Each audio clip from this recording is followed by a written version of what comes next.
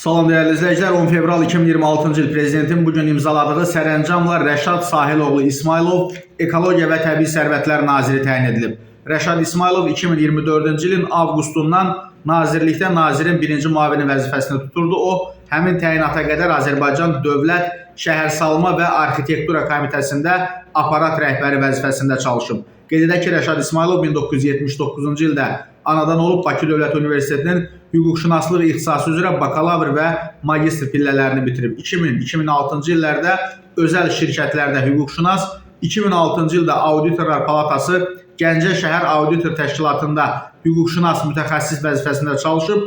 Daha sonra daşınmaz əmlakın dövlət reyestri xidmətində və Nazirlər Kabineti yanında İçəri şəhər Dövlət Tarix Memarlıq Qoruğu İdarəsində müxtəlif vəzifələri tutub.